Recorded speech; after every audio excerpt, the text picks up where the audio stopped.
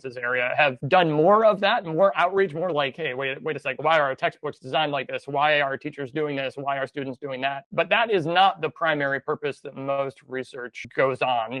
That's not why people are writing papers. That's not how people further their careers, really, in the research community. We should make a disclaimer that that's the case for most researchers. There are some researchers who are focused on fixing the gaps.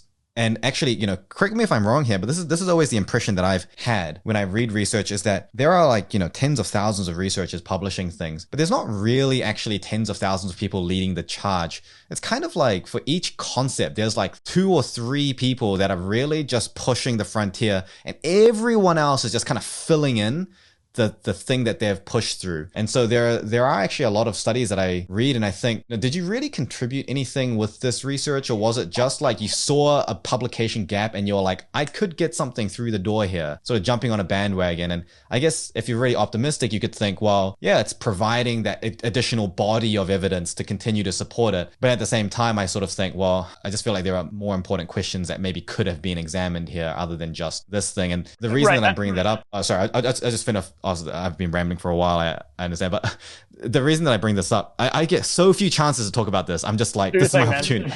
The reason I bring this up is that I find it really problematic because, like I said before, well, like we agreed on, is that in organizations and institutions, even in universities, there's often not a person that is really deep in the research practice bridging.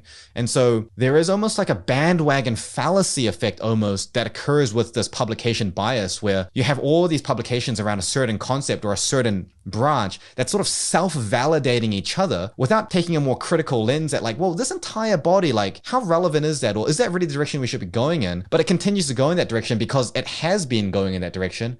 And then that, because there's so much research around it, it is now well researched or very evidence-based. And then that makes its way into mainstream recommendations. The great example I have around this is learning styles, where learning styles just became this enormous movement and fad. It became like essentially ubiquitous, universal everywhere. Like, you'd be an idiot if you didn't know about it. And then we've been for decades now trying to just say, like, we need to stop implementing this. But to this day, there are studies that are coming out that say, oh, we're going to examine the effect of learning styles on this thing. And in the literature, like in the background, they say learning styles is contentious. However, it is one of the most well-researched, blah, blah, blah. And it's like, it's well-researched, and we prove that it's not really like a thing, yet the research continues to publish. So anyway, I think it's become quite dangerous when we look at research through a practical lens, which I think is the trend. Research is no longer in isolation. Like, people are wanting to extract more from it to inform their policies or decision-making or recommendations.